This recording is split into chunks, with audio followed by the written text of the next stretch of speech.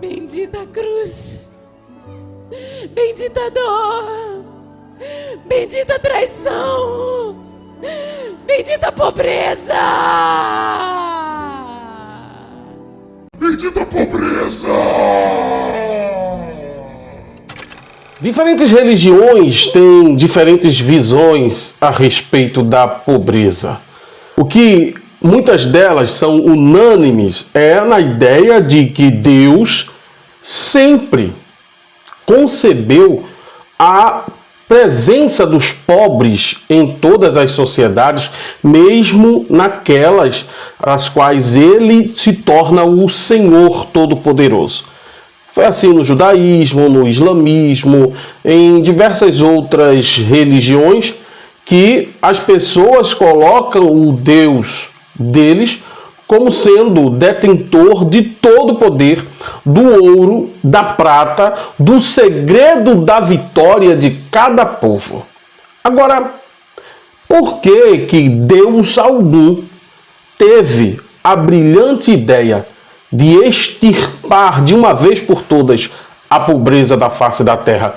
Por que no pensar e no proceder de um suposto Deus é tão importante que haja essa diferença de sociedade ou essa diferença de condição social? Estaria Deus se utilizando da fragilidade humana e da dificuldade que o ser humano tem de conceber uma sociedade justa, realmente detentora de condições para que não hajam pessoas que não têm absolutamente nada, enquanto outras têm muita coisa? Será que Deus não se preocupa com o bem-estar do ser humano? É o que nós vamos observar e refletir no vídeo de hoje, logo após a nossa abertura. Vigilante da Razão, o seu canal de opinião e crítica. Meus amigos e minhas amigas do canal Vigilante da Razão, muito bem-vindo você que está aí do outro lado assistindo a mais um vídeo do canal. Eu sou o Denilson Douglas e você é muito bem-vindo ao canal Vigilante da Razão.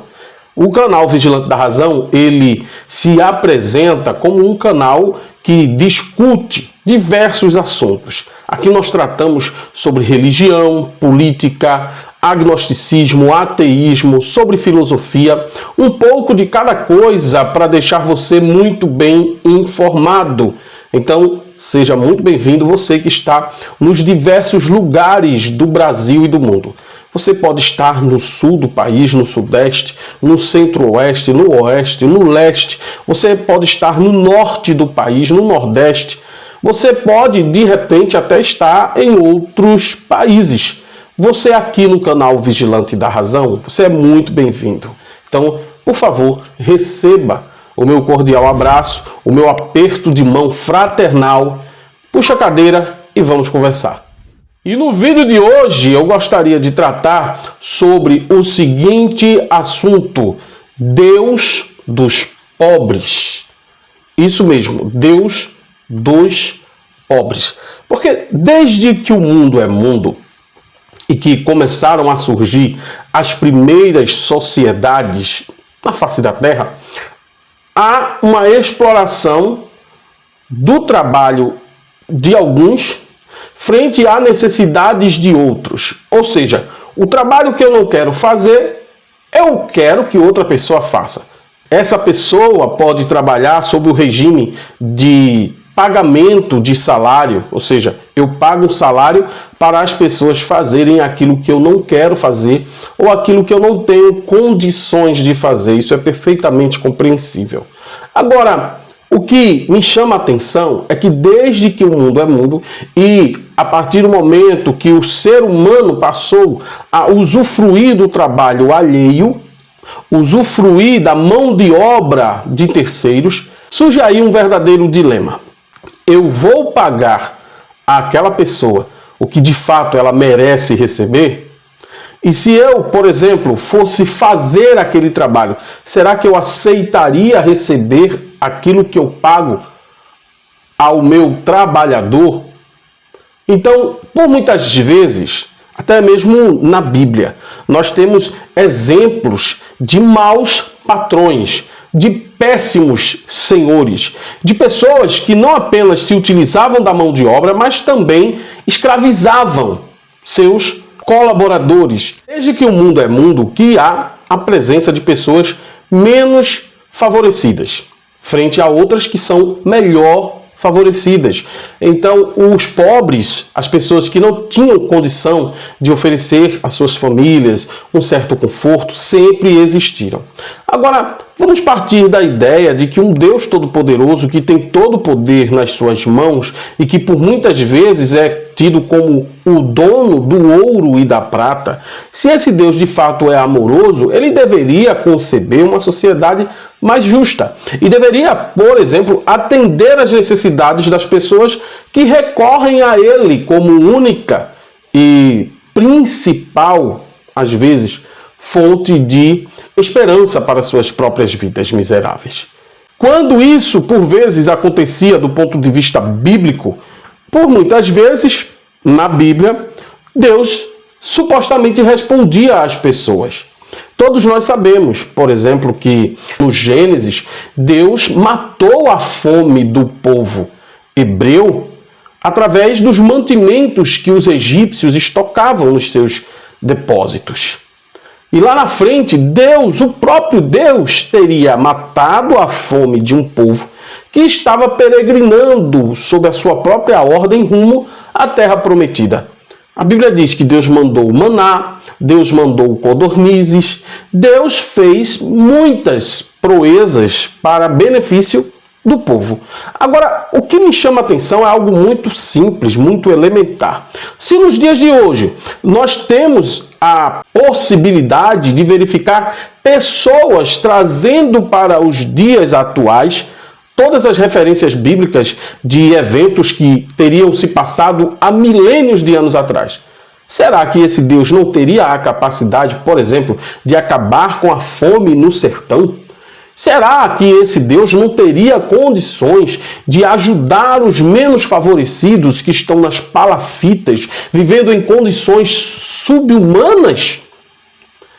Deixa eu perguntar a você se Deus não teria a capacidade de, ao menos aos cristãos africanos que estão vivendo condições miseráveis de sobrevivência, na verdade estão sobrevivendo, não estão vivendo, e muitos estão perdendo a sua própria vida graças à baixíssima condição de dignidade humana? Esse Deus não seria capaz de suprir as necessidades de um povo? Hein? Por que é que é muito fácil nós registrarmos nos dias de hoje pessoas que até mesmo dentro dos salões das instituições religiosas mendigam o pão, quando a própria Bíblia é quem diz que o servo de Deus não mendigaria o pão? Será que nós temos aí um texto que é mentiroso ou estamos fazendo algo de errado? As pessoas estão fazendo algo de errado. Porque as religiões, elas até mesmo se esforçam para atenuar o sofrimento e a dificuldade de um ou de outro, já que as próprias normas das religiões, os dogmas, as coisas que eles seguem como se fossem diretrizes para suas próprias vidas, falam a respeito da pobreza. No cristianismo, você vê que a importância da caridade é fundamental para que você tenha uma pessoa com a identidade de cristão autêntico. Embora que isso por muitas vezes não acontece. Há muitos cristãos que não estão nem aí para a dificuldade alheia. O que importa é o seu bucho cheio, como diz aqui no interior, Mas há passagens bíblicas que fazem muita referência aos cuidados de Deus, aos pobres, aos famintos, e também referências às pessoas que precisariam ajudar a essas pobres e miseráveis vidas. Mas isso não acontece. É importante que a gente entenda que oração não enche barriga de ninguém. É importante que a gente entenda que boas intenções não enchem a barriga de ninguém. E é muito importante que a gente note que leitura de textos retrógrados e memorização de passagens bíblicas não vão matar a fome de seu ninguém. Então, é preciso que os cristãos entendam que a sua própria religião promove o favorecimento dos menos favorecidos. Promove a união entre os povos, mesmo aqueles que estão fora do sistema religioso. Porque a Bíblia diz, né? Nós devemos ajudar os domésticos da fé e depois os de fora também. Mas isso tem acontecido? Ou as igrejas têm sido fonte de renda e de enriquecimento ilícito para os seus líderes? Eu volto à questão do ponto de vista divino. Será que seria justo mesmo, de verdade, Deus dos altos céus está abençoando instituições que apenas usurpam, roubam, retiram o pouco que os fiéis ainda têm? E onde é que fica a ajuda aos necessitados? Aí tem algumas igrejas que implantam programas de contribuição voluntária para que os próprios fiéis tirem do pouco que eles têm para um projeto que leva a placa da igreja. Aí é injusto. Você atirar com munição dos outros. Você, na verdade, se sobressair através do esforço alheio. Aí fica um pouco complicado, não é verdade? Mas na maioria das vezes, o que as religiões têm é um discurso cheio de demagogia, orientando os fiéis a ajudarem o seu semelhante, mas a própria igreja não toma partido no trabalho de favorecimento dos menos favorecidos, de combate à pobreza e à desnutrição, de combate à má distribuição de renda nesse país e em outros países. Então está faltando que você compreenda qual é o motivo real e verdadeiro de uma instituição que se utiliza da Bíblia ou de outros livros sagrados para imprimir um caráter de filantropia. Qual é a filantropia? A igreja tira as pessoas do mundo das drogas e do mundo da criminalidade? É isso mesmo? Ou é a própria pessoa que sai com seus próprios pés? Fica aí a dica, fica aí a reflexão. Porque não adianta, por exemplo, no hinduísmo, no islamismo, no cristianismo, no espiritismo, no judaísmo, você tem inclusive normas que falam especificamente de doações voluntárias para os fiéis que passam necessidade ou para as pessoas que estão em situação miserável. Se a gente percebe que o próprio Deus das religiões não faz nada para tentar coibir os desmandos que as diversas nações fazem aí, os desvios, a corrupção. Como é que eu posso compreender, por exemplo, que as autoridades constituídas no mundo político, inclusive no mundo político partidário, as autoridades constituídas através de concursos públicos, foram pessoas que estão ocupando um cargo público por intermédio de Deus, se esse mesmo Deus não disciplina as coisas? Vale a pena eu dizer que o Brasil é um país do Senhor Jesus, se esse Senhor Jesus não faz absolutamente nada para tentar dar um pouco mais de qualidade de vida às pessoas?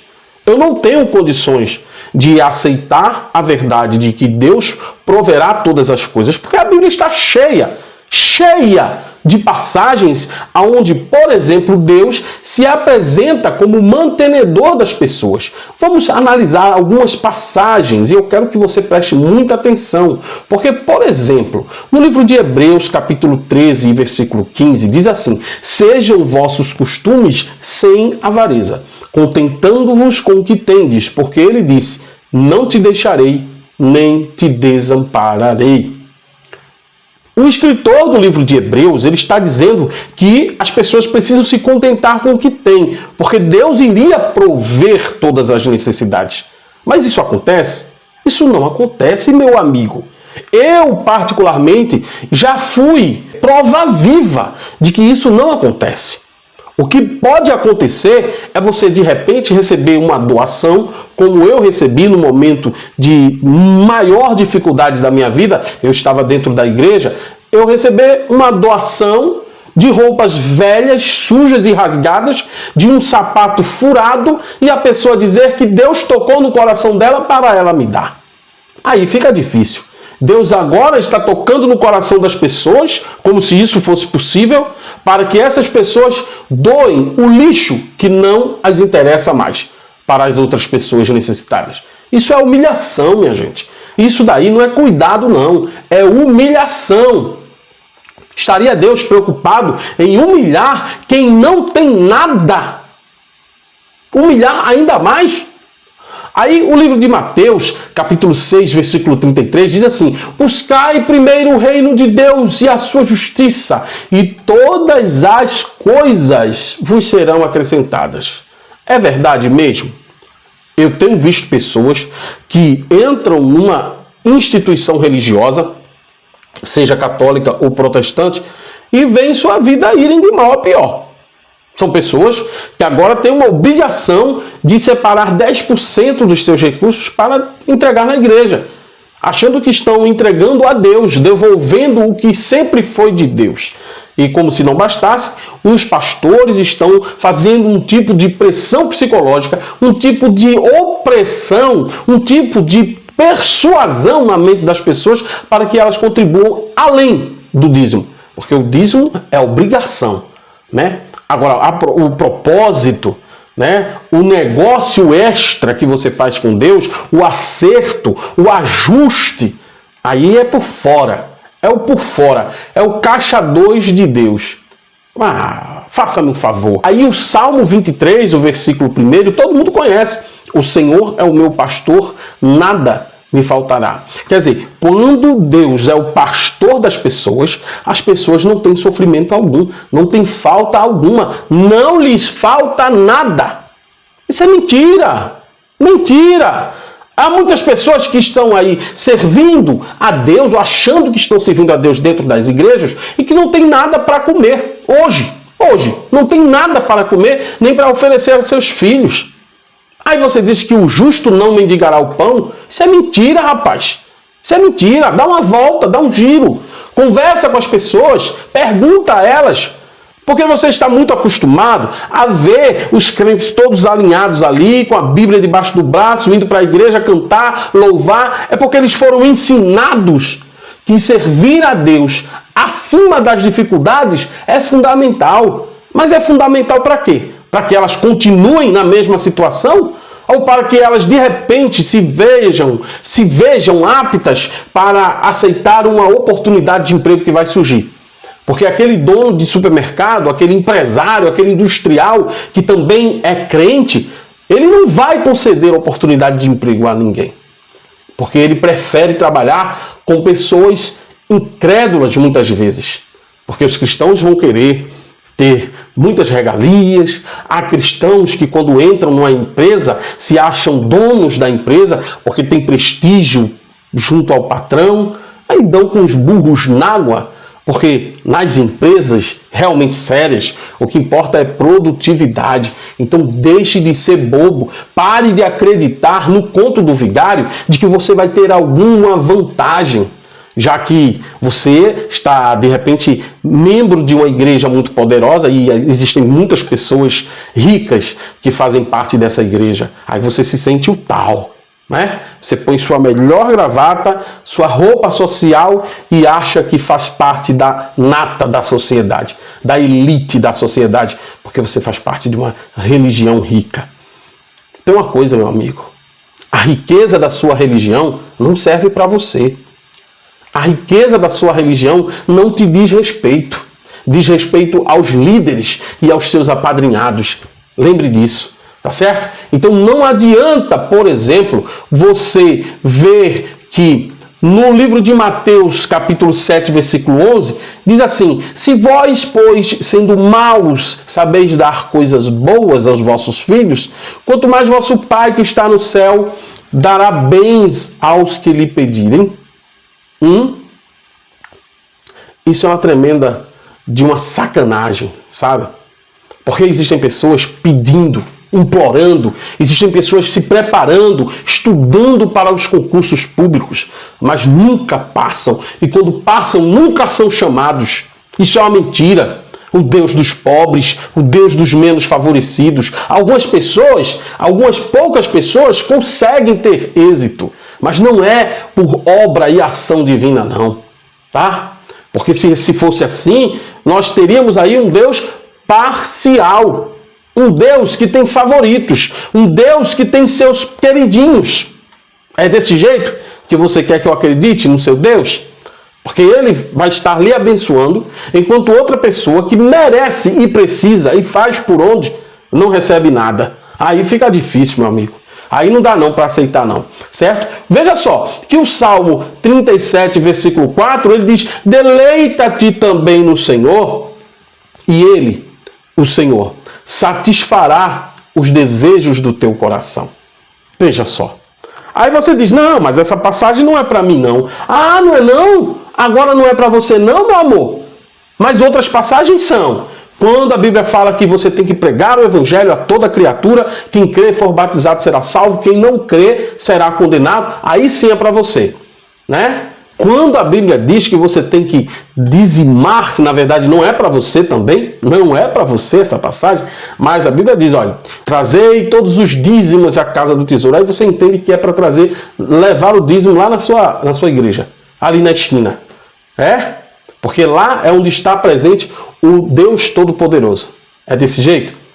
Ah, meu amigo, deixa de ser parcial, sabe?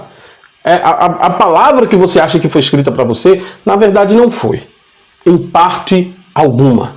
Ok? Salmo 132, verso 15 diz: abençoarei abundantemente o seu mantimento, fartarei de pão os seus necessitados. Promessas de Deus para Israel, mas você acha que é para você. Essa é uma das que você se aposta como sendo uma promessa viva, feita exclusivamente para você? Mas não é não. Não é não, meu amigo. E você sabe que não é. Porque naquele dia que teve a festividade lá na igreja, você não teve condições de comprar um terno novo.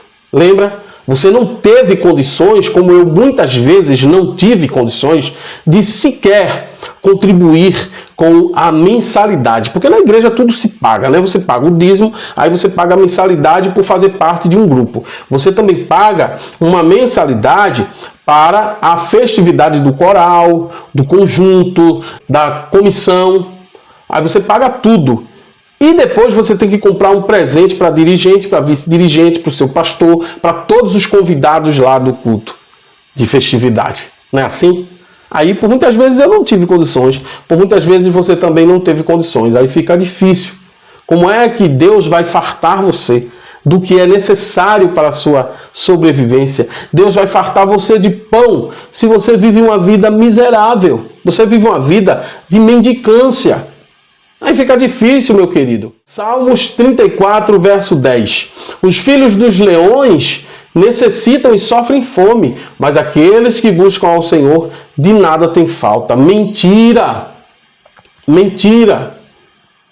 Porque por muitas vezes, até pessoas que estão trabalhando, até as pessoas que estão com uma fonte de renda, mas passam por muitas necessidades, começam a faltar os mantimentos. Como é que o servo de Deus de nada tem falta? Hein? Não dá para admitir não, meu amigo. Todos nós sabemos que as diversas religiões tratam a fome com uma certa seriedade, né? E o problema da fome é um problema tão grave que há pessoas que até dão uma cesta básica, que até ajudam. Há comunidades religiosas que fazem isso. Por exemplo, as festas de terreiro. Todas elas têm comida e bebida à vontade, né? Aí os cristãos dizem que essas festas têm essas comidas e essas bebidas todas oferecidas às entidades. De fato são. Mas você chegar lá, você come, você você bebe. Por muitas vezes, o significado dessas comidas compartilhadas com as supostas entidades está muito ligado ao passado do povo. O povo de matriz africana, que passou por muitas dificuldades nas senzalas, ou mesmo nos quilombos, quando fugiam, tinham muita dificuldade, passavam muita fome. Agora que os membros dessas religiões de matriz africana têm uma oportunidade de celebrar a sua cultura, de celebrar os seus antepassados, de fazer ali os seus rituais, a comida e a bebida entra. Claro. Aí os cristãos fazem o mesmo. Os cristãos, nas festas, eles sempre têm comidas e bebidas para oferecer. Que coisa linda, que coisa maravilhosa. Aí quem vem de fora pensa, puxa vida, essa igreja realmente é uma igreja maravilhosa, porque lá eu comi bolo, eu tomei suco, refrigerante, eu comi cachorro quente. Mas isso é apenas um disfarce, porque no dia a dia, as próprias pessoas que providenciam o lanche dos cultos festivos são as que mais passam necessidade. Aí, por muitas vezes, o pastor exige, olha, você pode trazer aí uma garrafa de suco, você pode ser responsável pelo manguzá, você pode ser responsável pelo bolo, porque, na realidade, é assim. Muitas igrejas evangélicas, elas coletivizam os esforços, mas privatizam os ganhos. Você entendeu o que eu quis dizer? Ou seja, são todos responsáveis pela manutenção da igreja, pela realização das festividades, são todos responsáveis pela compra de itens de limpeza em muitas igrejas, mas os dízimos e as ofertas vão só para o bolso do pastor, vão só para o bolso do líder. Aí fica fácil você ser líder de alguma coisa, né? Se você só assume o bônus, mas o ônus não. Os custos não. Aí, meu amigo, minha amiga, é importante que a gente entenda que esses sistemas religiosos, eles, por mais que promovam um certo assistencialismo, uma certa filantropia de fachada, muitos deles fazem isso com esforços dos fiéis. Não é a diretoria da igreja que se envolve nisso, não. Não são os cofres das igrejas que são visitados e essas ações recebem investimentos das igrejas. Não se engane, não. Não é desse jeito que funciona, tá bom? Muitas igrejas ricas, como a Igreja Católica, ela depende de doações, depende dos seus trabalhos paralelos, né, para manter o seu sistema. Existem igrejas católicas aí espalhadas no Brasil e no mundo que detêm escolas, universidades, centros educacionais, recebem verbas do governo, inclusive para manter os seus hospitais, suas santas casas de misericórdia. Mas não é Deus, não. Não é Deus que estende a mão. É não, meu amigo. Tá? Eu acredito assim, que se houvesse uma interferência de Deus, como houve através de Jesus, segundo a Bíblia Sagrada, que se compadeceu das pessoas que estavam ali seguindo a ele e matou a fome apenas com 5 pães e 3 peixinhos, por que não repetir a dose nos dias de hoje? Por que não fazer um grande milagre lá na África, onde as pessoas estão tão carentes, vivendo em condições paupérrimas de vida? Por que não fazer uma grande obra aqui mesmo no sertão de Pernambuco, onde falta água, falta alimento, falta condições básicas de sobrevivência e as pessoas padecem há tanto tempo? Hein? Por que é que o agir e o trabalhar de Deus não alcança comunidades carentes no estado do Maranhão, no Piauí? Por que é que os pescadores, as pessoas simples, que têm profissões honradas, mas que dependem de períodos específicos para garantir um sustento para sua família, por que é que essas pessoas dispõem dos mecanismos do governo, mas não da ajuda de Deus? Porque se não forem os benefícios do governo, aí fica difícil, não é? Se hoje até o governo criado por homens consegue se compadecer das pessoas que estão em situação de extrema pobreza, Onde é que está o trabalhar de Deus? Se o governo de homens consegue se compadecer, consegue fazer ali o mínimo do mínimo necessário com programas assistenciais. Esse foi o vídeo de hoje, meus amigos e minhas amigas. Eu quero agradecer muito a todos vocês que estiveram aqui comigo até agora, vocês que assistiram ao vídeo, vocês que curtiram, vocês que de repente são inscritos no canal. Muito obrigado. Quero mandar um alô também para os nossos membros do canal e dizer que vocês são pessoas maravilhosas por estarem apoiando esse trabalho. Se você deseja se tornar membro, fique à vontade, seja membro do canal e apoie esse seu humilde criador de conteúdo. Aí tá passando a chave Pix, caso você queira fazer alguma doação, fique à vontade, tá bom? Visite a loja do canal, pois já dispomos de canecas, vamos dispor de camisetas e você é muito bem-vindo lá também. Forte abraço e até mais, pessoal.